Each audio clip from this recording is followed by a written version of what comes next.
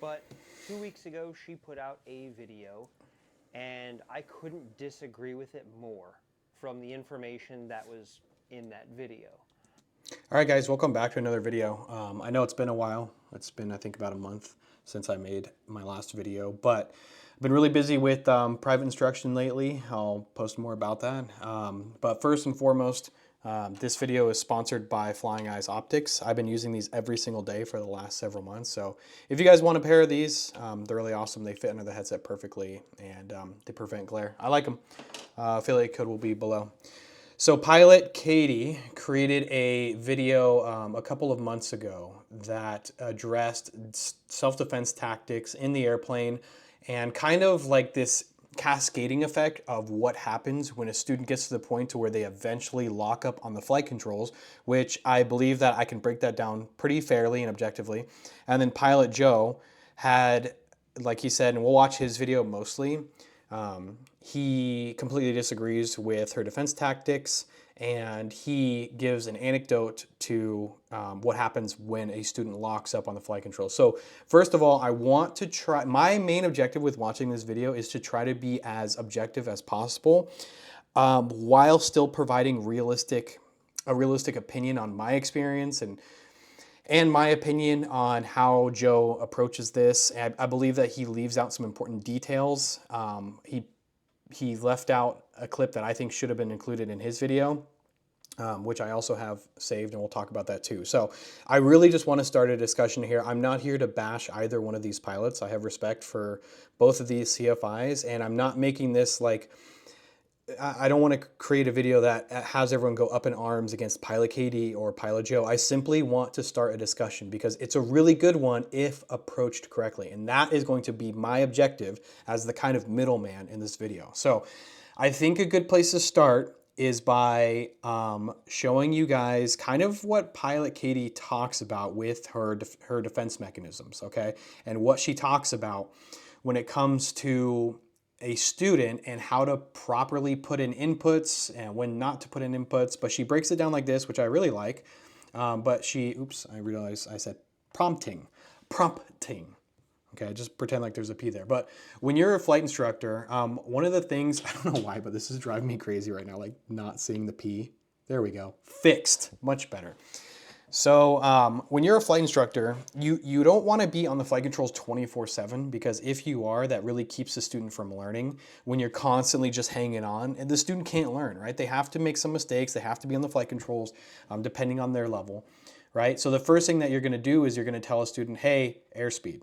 And then it's going to take, and this is, you guys can watch the full video. This is exactly what she says, that it takes the student some time to register airspeed. For you, as a more experienced pilot, someone tells you airspeed, you're like, oh crap.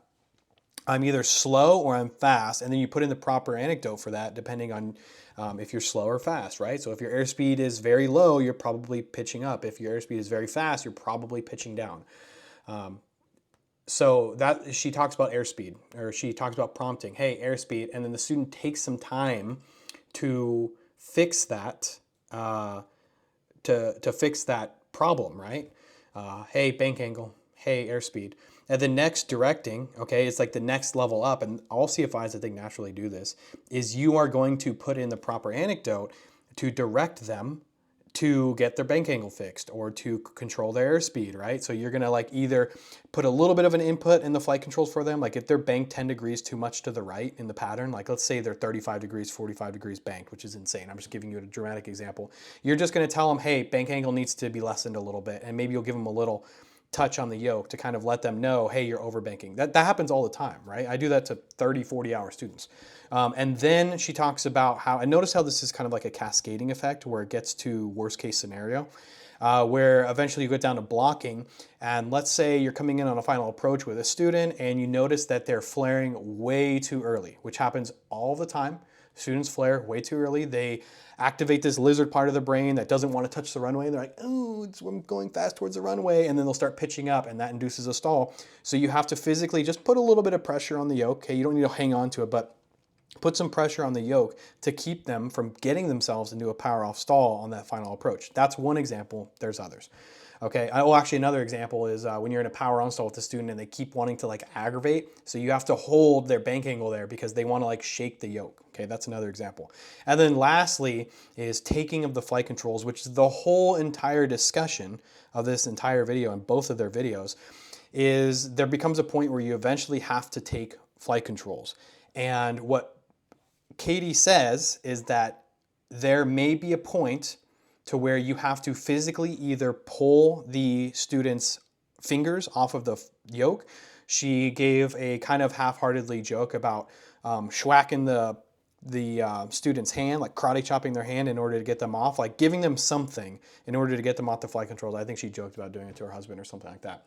And then she gave like the worst case scenario, which is where if you are about to like die, okay, and you have no other choice and that student is locked on and you cannot take the flight controls, okay, there's a couple of things that you can do. I've heard it. You either karate chop their esophagus, which could kill someone. That's not what she said. But she said to karate chop them in the nose, kind of just hit them in the nose so that they come up like this. The natural human instinct is to come up like this and protect their nose and to kind of ease that pain. So she was very fair in saying that this is like a cascading effect. This is not something that I do regularly, but this is what you should do if it gets to that point, which is a very scary point to get to as a flight instructor. And I have over 350 dual hours given, and I have never gotten to the point to where I felt as though I needed to karate chop someone's nose. Now, this is where I think Pilot Joe left out an important part of his argument, is that she's like 120 pounds, 130 pounds. She is not going to overpower, let's say me, 220-pound male that's been doing jiu-jitsu for the last 5 years. You're not going to overpower me. If I'm locked in on those flight controls, and this would never happen, but if I'm locked in on those flight controls and I'm just like, oh crap, like here comes the runway, and I'm just, I've essentially left my body and I'm just a rigor mortis corpse holding on for dear life on that final approach, you're not getting those flight controls out of my hand. You're just not. I am 3 times stronger than you. I'm way heavier than you, and I'm terrified and I'm full of adrenaline. Okay, so that's one of the things that Pilot Joe doesn't mention, is that she is a 120-pound female and they have different defense mechanisms that they might need to use against even a 180-pound male. You know what I mean? It would be, imagine, put this in perspective. She weighs 130 pounds. Okay, I weigh 220. Just scale that up a little bit. That is like, if I'm 220, that's like somebody who's 400 pounds, has 6 inches of height on me, and is way stronger than me. That would be really hard to get out of someone's hand. So you have to look at it from her perspective. She's a smaller female. It's going to be harder for her to get those flight controls out of people's hands. So that's kind of where I feel like he left out that context, okay? What he also did too, which we'll watch in the video, is that he kind of just like clipped one moment of it, which I think was kind of unfair, where she talks about the actual defense mechanism without showing the cascading effect that I showed you. Because it's not like every time she feels someone lock up on the flight control, she's like that's not what she's talking about. She's talking about if it gets to a point to where you're about to die, then that is one mechanism that you would have to, if you were a 120-pound female, might have to incorporate into not dying, okay?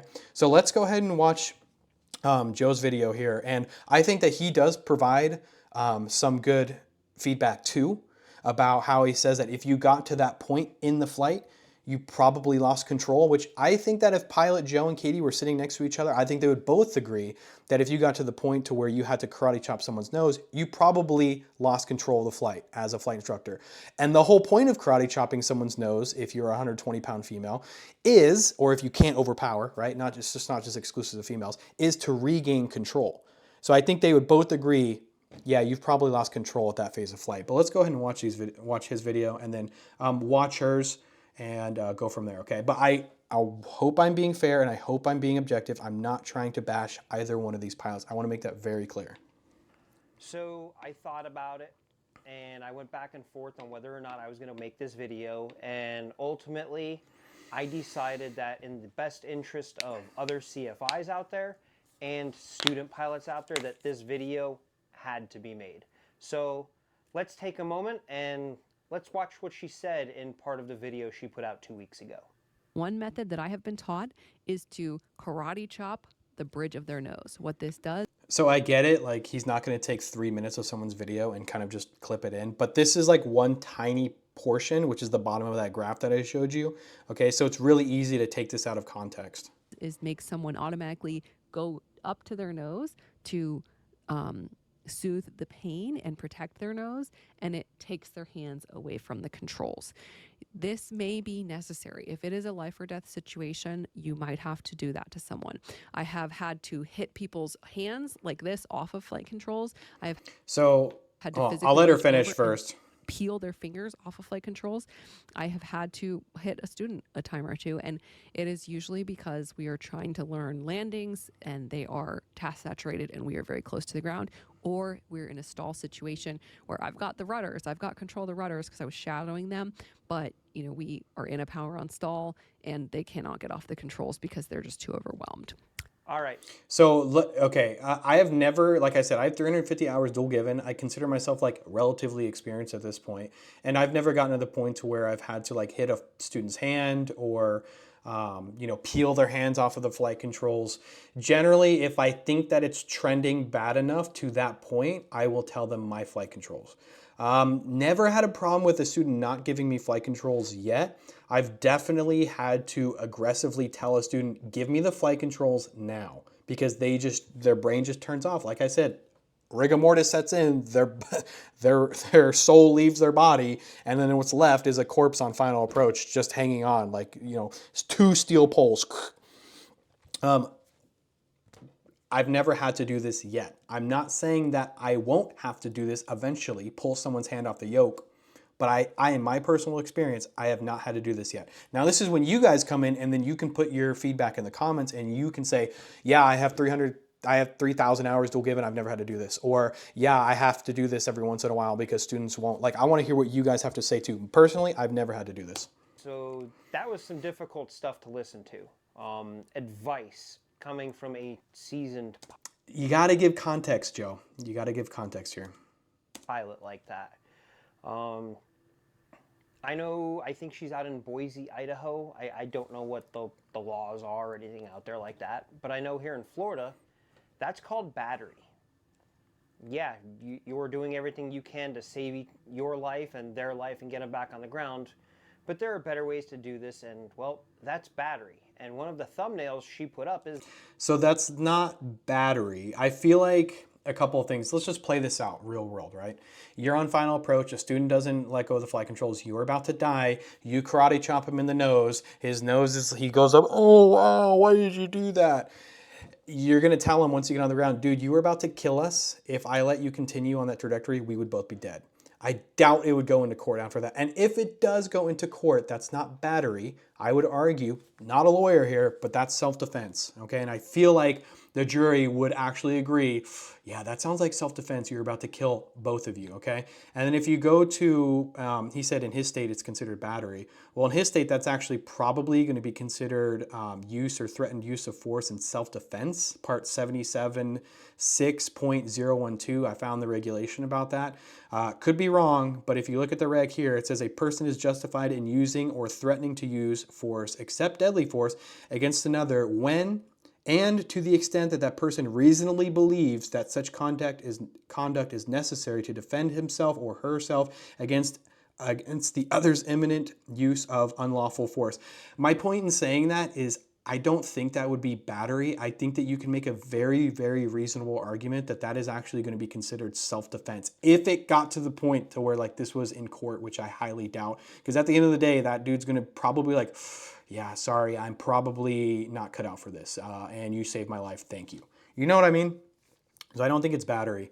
You could look at the same rig in Boise or in Idaho and Florida. It's the exact same thing. It probably would fall under this. Like I said, not a lawyer here. I just Googled that and it took me 2 seconds to find that. Is this. And one of the thumbnails she put up is this. Yeah. And she's openly calling for... I mean, this is, I get what he's saying, but this is kind of like a clickbait thumbnail that probably shouldn't be in there. But it is funny and it is quite catchy, is it not? But like I said, context matters. So you see this, you kind of click it, and then you're like, oh, okay, it's not just, let's have some nuance here, okay? It's not just about hitting your students for funsies. And she's openly calling for hitting their students and staying out of jail. And, well, I don't know how those two things go together. Hitting a student and not going to jail is not going to work in the state of Florida because, again, that is battery. Not battery. And I can only speak on the laws here in Florida. I can't speak No, you can't. on the laws I'm sorry, Joe, but it took me 2 seconds to find that. I love you, buddy, but it took me 2 seconds to find that. in Idaho or any Neither of us are lawyers. Let's just say that and move on. state. So you're going to have to check your local area to see what the laws on that are. So I will never condone hitting a student across the bridge of the nose, hitting them in their arms, ripping their hands off the yoke, or anything Unless you're a 130-pound female and you're about to die. like that. If that's the point you have gotten to as a student where your CFI is doing that to you, or you're the CFI doing that to the student, the instructor in that right seat has lost control of the flight. This is the part when I would say that they would both probably agree that if you get to the point where you have to hit a student in the bridge of the nose, you probably lost control of the flight. The whole point of karate chopping the student in the nose is to get it back. But I do see what he's saying. If this becomes normalized, which, yikes, if that becomes normalized, then yeah, you have a massive problem. If your instructor is like pinching you or hitting you constantly, right?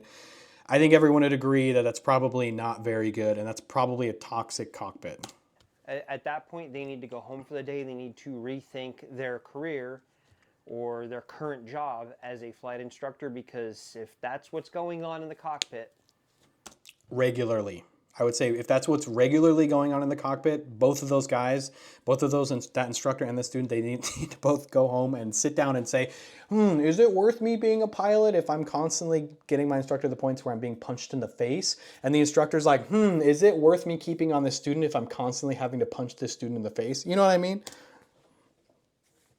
Oops, hold on, let me unmute this here. the way around. That has no place.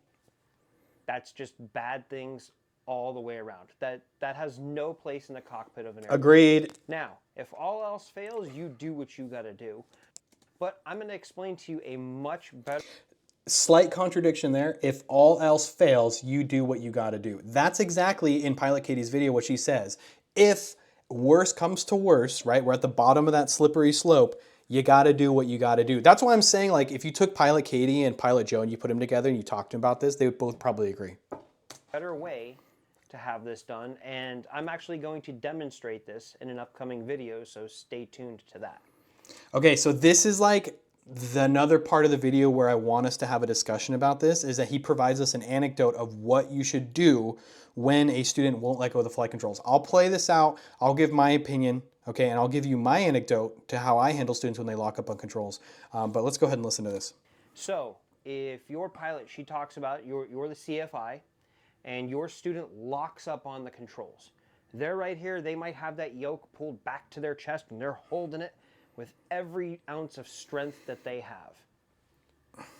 And they're going to put you into a power on stall or anything else like that. You need to get control of the plane. Your verbal commands are not working. Saying my controls isn't working. Nothing is working. So now you have to physically take control of that plane because they're locked in right here. And they're not listening. They're risking your life. The maneuver to get out of that is super simple. It takes almost no strength whatsoever. Please listen closely to this and think about this. So there's no need to be chopping people on the bridge of the nose. Also, think about this from like somebody like Pilot Kaity's perspective too. Not just you, or but anything like that. So if they're holding it right here, their whole strength is forward and back. You're not going to overpower some people like that. So while they have all the strength in the world for this forward to back motion to hold it there against their chest, they have no strength for the twisting or to defend against it. So what you do as the flight instructor... okay, let's think about this real quick, okay? If your student has all the strength in the world to do this, but no strength in the world to do this, let's move forward and right listen. seat, if they're locked in... You can probably guess where this is going. You just dip a wing.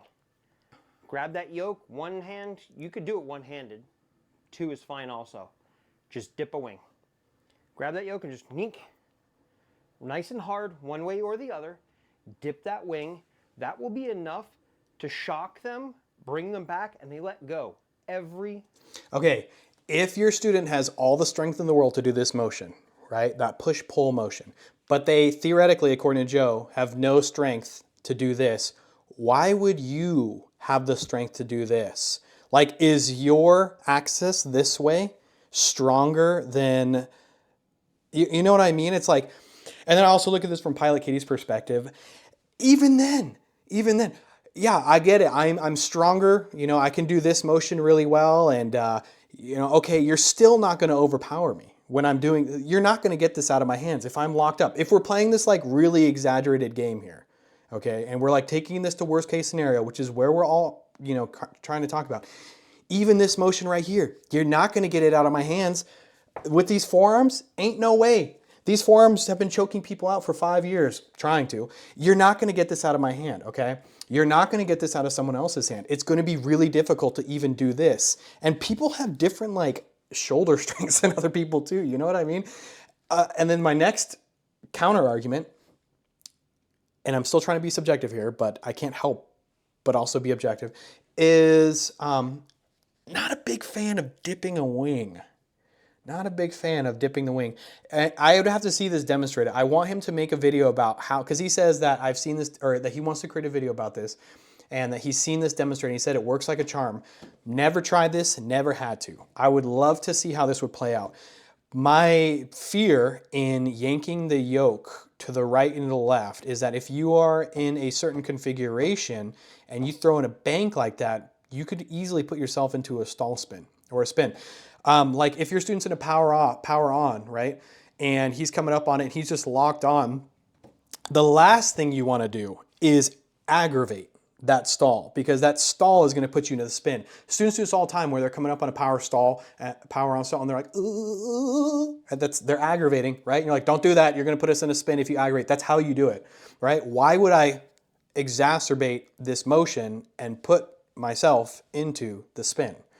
But maybe it's like just a little shake like that, and that will break. Like, I'm trying to be reasonable here. Like, maybe he does have a point, but my hesitation is the last thing I want is to introduce a bank into there if we're uncoordinated, if we're locked on, if there's adrenaline in there.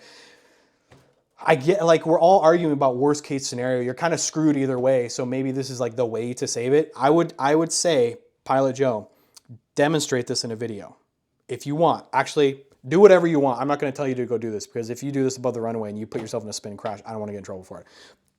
Maybe we'd have to see this demonstrated. Single time. There's no reason to have to hit somebody.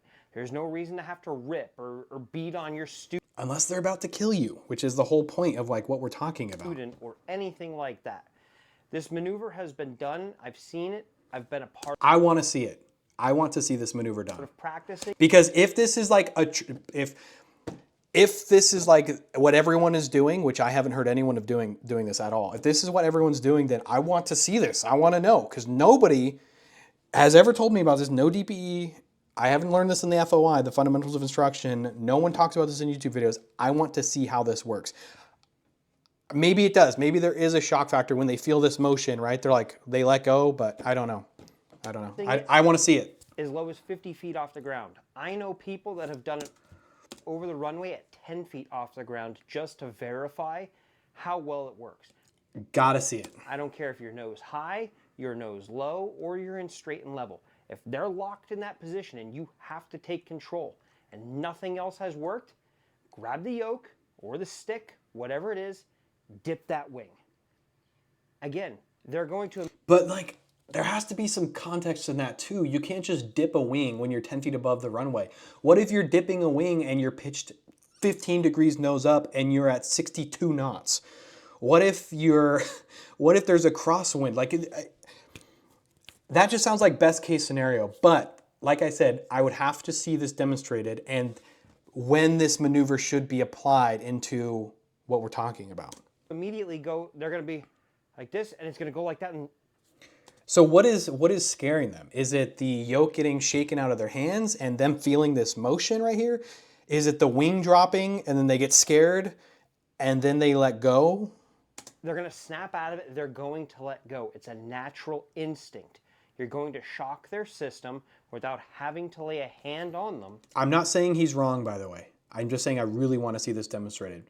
There's a part of me that could see how this could work, but there are consequences to this, and I don't think he would disagree. We're all talking about worst case scenario here, but I want to see when to use this. Achieve the goal, which is getting control of the airplane to save your life and their life.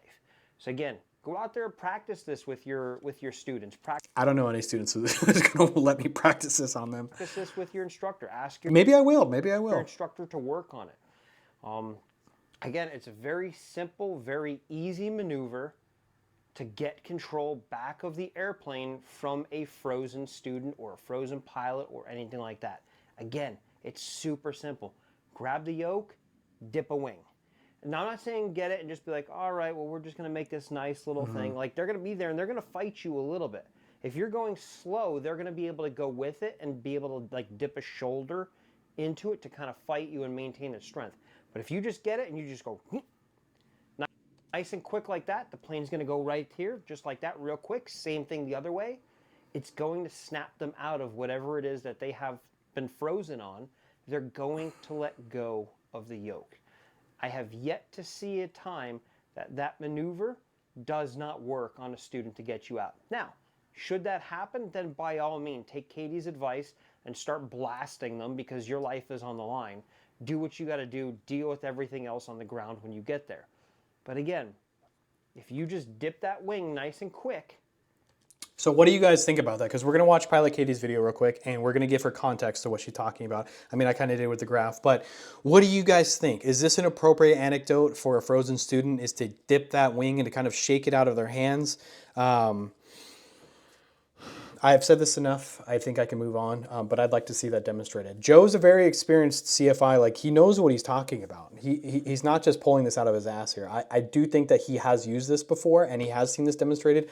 I am yet to see this happen, but I am completely open-minded to this. I have hesitations, but I am open-minded to this, Joe. So I will give you credit there. But let's go back and let's be fair to Katie and give her the kind of the context that I feel like was needed for this video, which is this part right here.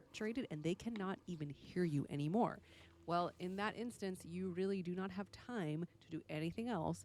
So if it's a situation that it gets getting quite dire, this is a situation where you may have to resort to some of those other techniques I was talking about, the bridge of the nose, sometimes. And this part of the video, we're 11 minutes in, she's already talked about what to do before you get to that point, okay? Hitting their hand, removing their hand physically from the flight controls, but just have in your mind what those instances are going to be and act very quickly so that you don't damage the aircraft or get you and your student into an unsafe situation. Now, there were a few accidents recently where two young female This is a great point that she brings up. flight instructors in different instances were killed on takeoff. So something else that I want to talk to you guys about is not allowing your students to fly all the time. I do not allow students to take off in discovery flights. Hell no. Hell, I talked to a dude who did a discovery flight the other day, and he told me that his instructor let him do the takeoff on the discovery flight. No, absolutely not. I call him, I say, warm your hands, put them on your butt cheeks. At all. And takeoff is a highly critical phase of flight. Yeah. I do not think you should be allowing students to take off. I think you can take off. In a discovery flight? Climb out. No. They can do some maneuvering and you can come back and then land. I think a lot of instructors have this idea that they just need to let the student fly all the time. And honestly, that is not even the most beneficial to that student. They need to watch you fly. Agreed. Get a lot of Mirror neurons. I tell the students this all the time. I'm like, I need to demo this for you again. And they're like, no, I got it. I'm like, no, because there's mirror neurons in your brain that when you see something done and it's walked through, it activates a part of your brain that makes it easier for you to replicate it. Okay. It kind of goes without being said, but you'd be surprised at how many people don't want demos. that. And they get really tired really fast in the airplane. Okay, let me pull this back just a little bit. Out and they continue to overflare, you may begin to relay controls. Now it's time to take the flight controls. And in those instances, I have had many students freeze up on the flight controls. It's not because they're trying to do anything wrong. So if it's a situation, some of those other techniques I was talking about, their hand She talks should about have been some blocking of the controls that should have been taught to them at some point in time. I don't know if it was, and this is in no way to blame them at all. This is more just to enhance safety over women, smaller, Here we go. especially to young women. Okay, listen. This is more just to enhance. I don't know if it was, and this is in no way to blame them at all. So this is where I think context is important. Where is Katie coming from with this?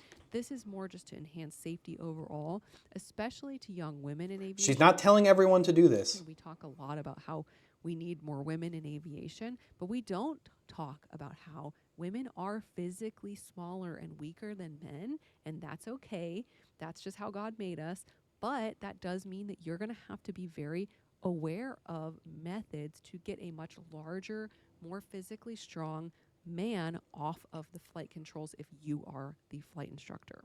So as a flight instructor, you need to chair fly these things. So that's the context that I feel like should have been had. Is one, she gives out a complete list of that slippery slope, okay, to where you finally get to that point to where you may need to not assault somebody, not conduct battery, but rather defend yourself against getting killed, okay? That's the context that I feel like should have been mentioned there. But Pilot Katie does a really good job at talking about defense mechanisms, okay? She talks about that kind of that flow, right? Of going from prompting, which is to tell somebody, to directing, to actually blocking, to eventually getting on a taking. Watch her video, okay? Watch her video, because I just broke it down, and I may have missed some things, but watch the video, okay? Now, where do I come into play with this? Like, what do I think? Like, have I ever had to get to the point where I hit a student on the bridge of the nose? Never have I had to do that. My students are pretty well trained. I'm not saying theirs are not, hers are not. But when I tell them my flight controls, they let go of the flight controls. And if we are trending to a place, and this happens all the time with new students, if they're getting to a place where I can tell that they're locked up, and if we're 120 feet, 200, 300 feet, and they're just not doing anything, like I'm like, you need to bank more to the left, you're off center line, you're getting slow, and they're not doing anything, I will catch that shit like way above the runway and stop it before we get to that point. Now, there becomes a point to where the student comes in for the flare, they balloon, and then you try to take flight controls to them or you tell them to go on, and then they don't do anything. That's a very, very tricky place to be. And I would even argue that in that moment, you don't even have time to hit your student on the bridge of the nose and then take flight controls. You hardly even have time to dip the wing and then recover from that, depending on your thing. The whole point, the anecdote takes place in the training. Training your students to let go of the flight controls when they balloon. Training the students to let go of the flight, well, not to just let go and be like, ugh, but you have to train that part of their brain to respond appropriately when you say my flight controls. And that's when, like in my opinion, practicing go-arounds over and over and over again, 50 feet above the runway, 10 feet above the runway, practicing my flight controls, your flight controls, really giving them these like weird scenarios to where if you had to, which I haven't really had to do this very often, but I've never had this problem yet. Okay, I've never had to hit a student. I've never had to claw their fingers off. Will there ever become a point where I have to do that? Maybe. I don't really know. I want to hear what you guys have to say. All right, what do you think about Pilot Joe's anecdote? What do you think about Pilot Katie and her anecdote to having to, get a student off the flight controls? If you are a flight instructor, what do you do? Okay, how do you train your students? And I hope I gave a pretty fair analysis of this video because I feel like this is a really important discussion to be had about these two people. And I feel like if you both sat them in front of each other, like I said, and they talked about this, they would both agree with each other for the most part. Okay, maybe not about the nose hitting part, but Joe did admit, he did say that you got to do what you got to do when you have to do it. You see what I mean? So they both agree with each other, but I feel like we could have. I feel like we could approach this conversation, and I feel like it'd be fun to talk about. But like I said, I hope I was fair, okay, to both of these pilots. And Pilot Joe and Pilot Katie are both very experienced, very seasoned. And anyways, that was a fun video. I enjoyed it, and I enjoyed making a video again. Once again, guys, this video is sponsored by Flying Optics. If you guys want my discount code, it is Mundin10. Love their stuff, and I wouldn't put something on this channel if I didn't actually use it myself. Okay. Leave a like and subscribe if you liked it, and I'll see you for the next one.